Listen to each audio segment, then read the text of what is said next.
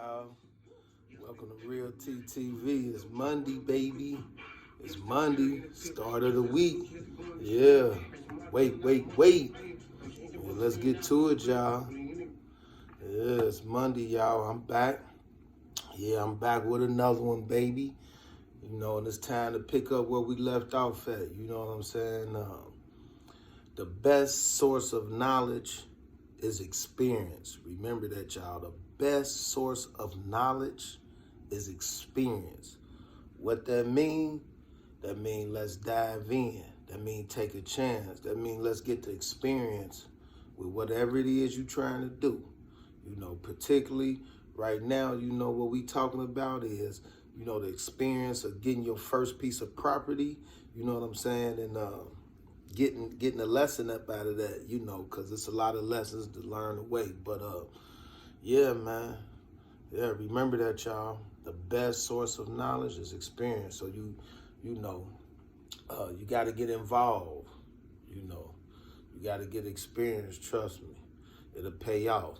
But yeah, let's get to it. We in chapter 2, and basically what we gonna be talking about and digging into today is we're gonna be talking about, okay, you done got into the house, and pick up where we left off at. We was talking about getting the roofing done, then going straight to the electric, then going straight to the plumbing. Now, once you got all these things in order, your roof is straight, your electric is straight, and your plumbing straight. Them the three main things. Besides, if you had, only other thing that would be important to the house is if it had any kind of structural damage, and we already covered that and talked about that. So, that would be something. But to a lot of houses too, if you could look for them and find them without structural damage, so that ain't no problem. It's a lot of houses that don't have that.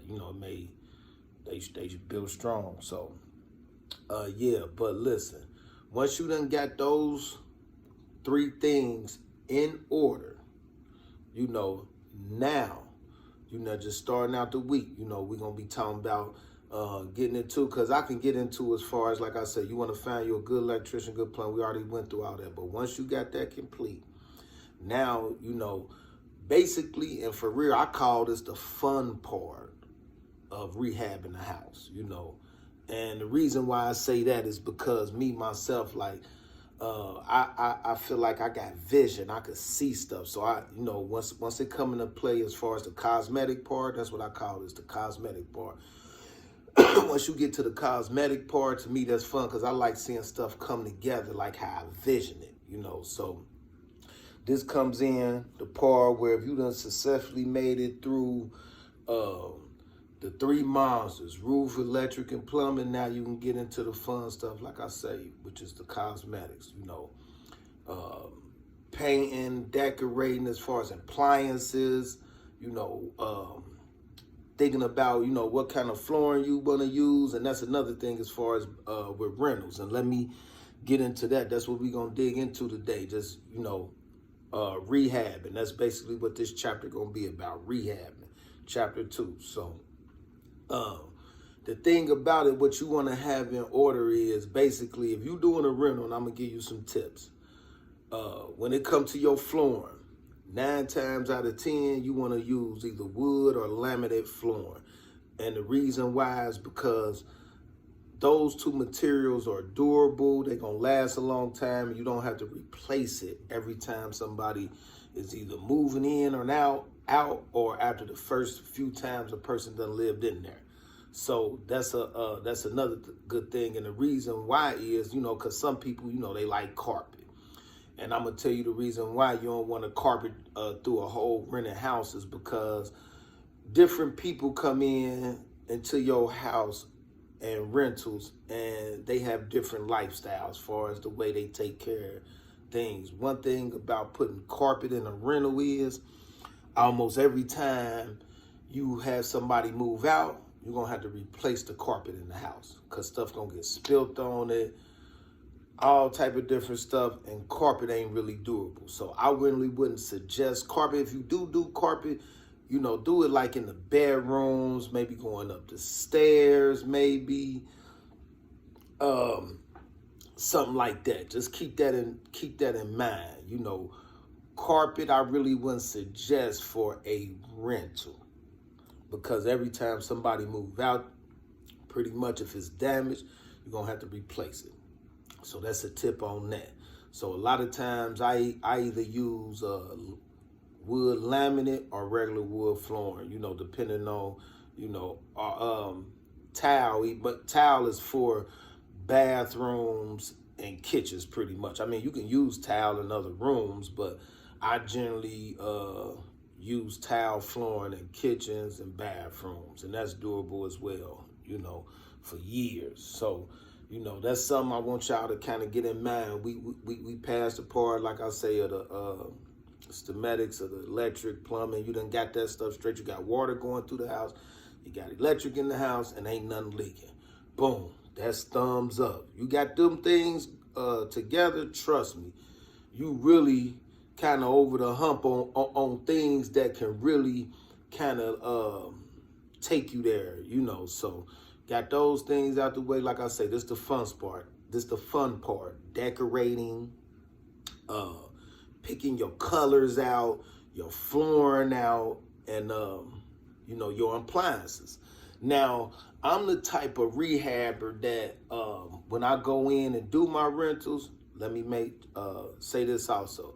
Now, this is the thing, you know, and a lot of times people, when they get their first investment property, they go all out. Let me also give you guys this tip. Listen, when you going in and do a rental, of course you want your rental to be fixed up nice, but you're not going in there and trying to fix it up to where it looks like a little mini mansion. That's, you know, and I get it. The nicer it is, you know, the more you can rent it for and stuff like that. But your first time around, you know, the thing is you want to keep your material costs low, and you want to be able to keep your costs low as possible in investments, because the less you invest, the more you profit. Remember that.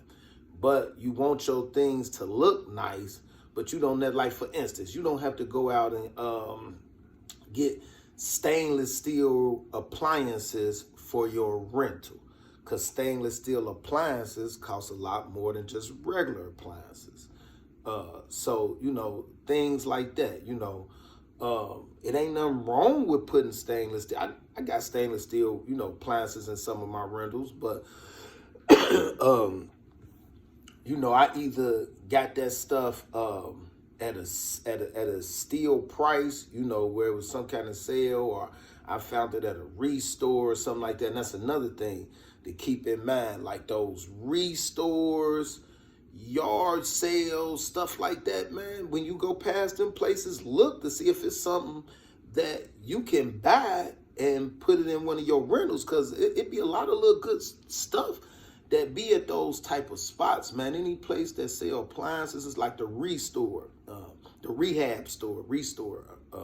It's called the restore. You know, they got like appliances. They got a lot of stuff for rehabbers, you know, for people and you can get some great deals, man, in them spots, man. And the stuff be in great shape, you know, the stuff be in good shape, great shape, last you for years. You know, save you a lot of money. So, you know, keep that in mind as far as when you're going to get your appliances. Try to find the spots that got deals, you know. And like I say, that's what I was telling y'all about, getting a Home Depot card, because you get cash back and rewards, you know, with that stuff. Lowe's card, you know, and me particularly, just my own personal opinion, I'm kind of more of a Home Depot guy, you know, than Lowe's. I kind of like Home Depot. I'm a little bit more comfortable with Home, but don't get me wrong, I shop at Lowe's too. Whoever got the best deals, and don't never just pick a store, you know, look who got, you know, even Menards, like check around and see. If you're going to buy flooring, check and see what flooring there. Home Depot, Menards, and Lowe's before you just pick one now, you know. But pretty much a lot of times Home Depot, to me, has the more better deals a lot of the times, you know, when I'm going in there to look for different material for what I need, you know. So stuff like that. And then just getting back to also the contractors that you use. Now this, cosmetic part, now that you at this part of the house, listen, a lot of times, this is where it come into play where I was talking with y'all earlier about dealing with your general contractor and going about materials and making sure you're not overbuying materials for your contractor to use to rehab your house. So that's where this part come in now when I was talking about it earlier, and I said we'd touch back on it later down the line. Well, this where that part coming in, you keeping up with how much materials you are using.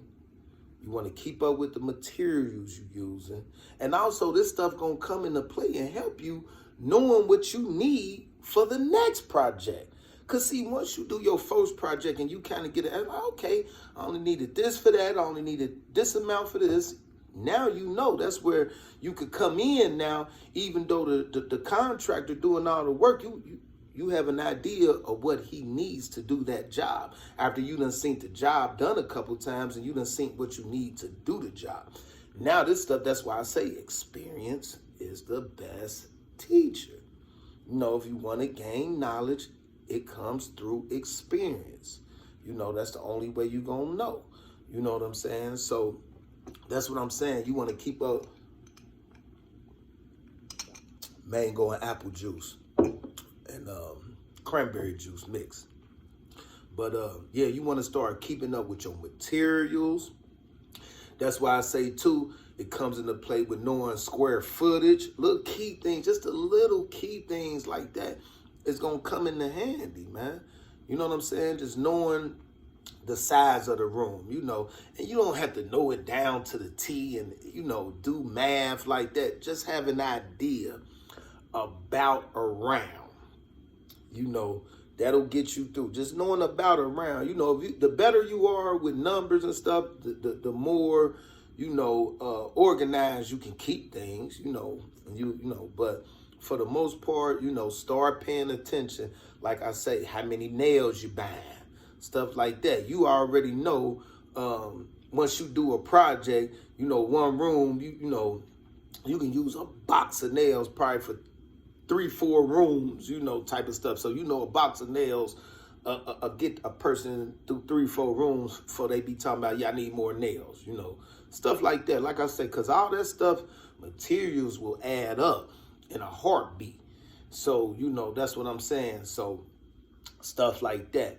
And then, like tomorrow we'll touch on like unforeseen issues too. I'm going to touch on that tomorrow, but today I just pretty much want to dig into as far as giving y'all a basis and starting thinking about your material, kind of have ideas, as far as where you want to get your materials from, and start putting a general idea of what you want things to look like. Like I say, your flooring, your colors on your walls, all the things that you imagine your rental looking like. So these are the things kind of I want you to think about today and imagine, like, okay, how, what color would I do this room?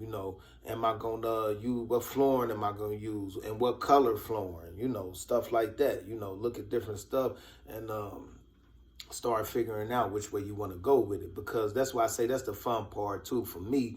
Because as you see it develop and stuff like that, like I said, you do your flooring last. So generally, this where drywall come in that you start kind of, like I said, you're going to be demoing as well. Like demo is a part of it, like just snatching everything out of the house. That's one of the things you do too also if you need to do any demo. And demo is just really taking out all the stuff that you're not going to use. Old appliances, beat up stuff, old, walls that need to come down, or if you want to take a wall down, stuff like that. I jump into stuff like that down the line as far as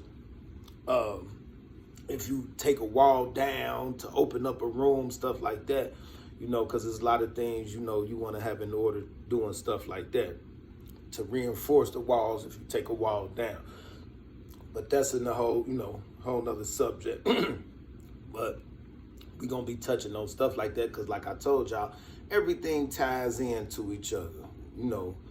Everything touches each other in the whole loop. type of thing. But yeah, man, we into cosmetics part of the house, getting started.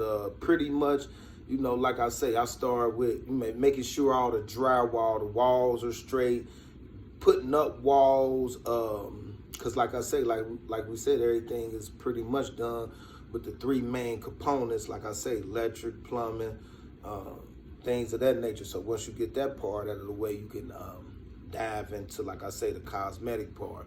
So, like I say, that's pretty much, we're going to touch on, like I say, just getting your walls done, basically laying your subfloor.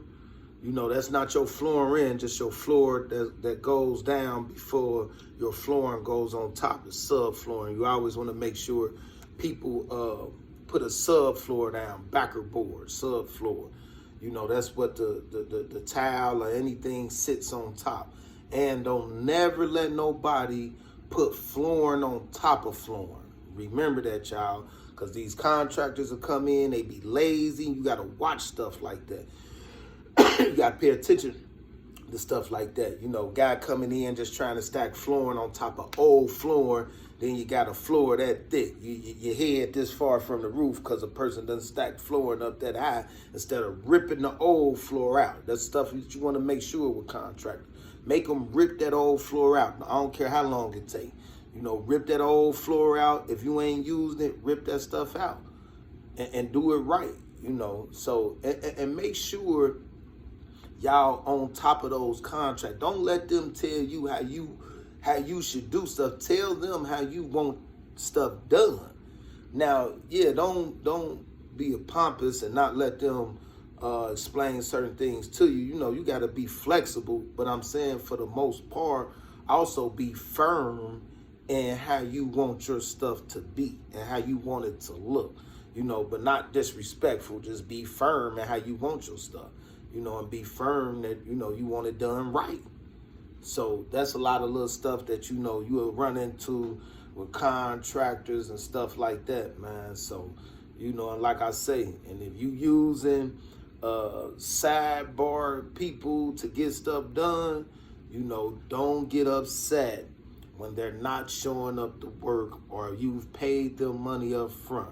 One thing about it, what's going to give a person motivation to get your job done is when they ain't got no money up front, but they waiting to get the job done and they gonna get paid. So if they ain't got paid yet, believe you me, they gonna work to get that job done. They gonna show up to work. It's just like anything in life. When you go to your regular job, at your job, they don't pay you to start working at McDonald's or any job, Procter & Gamble, any job that you have, an office job. They don't say, okay, we're going to hire you. I mean, some jobs give you a signing bonus to work for them because they press for workers. But the average job, they don't give you money to start working for them. And some jobs, you got to put in a whole extra week in the hole. You got to put a work week in the hole to get paid. So, you got to remember stuff like this because it's a job like any other job. If you would go work at a factory and put an extra week in and won't get paid, the same goes here, at my factory, So just keep that stuff in mind, man, And when people try to approach you, with the Rudy Poot stuff, like, nah, people done burnt me before. That's why I need money up front. I'm not other people. This is business. This is business. You can't go in the convenience store and pick up some stuff and say, all right, I'll bring you the money back. Stuff like that. Like, just don't work like that. So, when people try to con you, with doing work, because a lot of this stuff gonna come into play once you get into this part of your project. This is where that stuff come in. People trying to order extra materials. People trying to get out on you. People talking about, oh, I need some money. I can't come to work unless I got some money. They find a way. Find a way. Also, when you rehab, and two, if you can, try to go buy, a work truck, so you can go pick up your materials. That way, you don't have to pay nobody to go get your materials. Go get you a nice little cheap F-150, a little work truck, It don't have to be nothing extravagant. You can spend just a couple thousand to get you a work truck, but trust me, a work truck will come in handy with being in this arena. A work truck will come in handy. Not only will it come in handy for you, it'll also come in handy for you to make money on the side, you know, with just going to pick stuff up, having a truck with a cab on the back, you know. Man, that stuff come in handy. So these are just little tips, man, you know, for y'all. But listen, man, I ain't finna hold y'all up. I wanted to get the Monday started, you know, get a lesson in, you know, get some good information out to y'all. You know, it's Monday, baby. It's work time. So, you know, be back at work. So listen, man, if you new to this channel, hit that subscribe button, you know, hit that like button for me. And share it, man. Share it. There's some good information, man. And it's free. It don't cost you nothing to hit the like button. It don't cost you nothing to hit the subscribe button, y'all. But yeah, let's get them, let's get it up, y'all. Let's get this information out there, like I said, man. And listen, man, y'all have a blessed Monday. You know what I'm saying? Y'all have a good Monday. Don't get too wet out there. I know it's raining down here. And remember, man, my quote of the day is be true to yourself, man. Be true to yourself. That's where a lot of people in life, they have a problem being true to themselves, you know, because they be worried about what other people think. Don't worry about what nobody else think. You know, be true to yourself. Remember that, y'all. All right, y'all have a blessed one. Peace.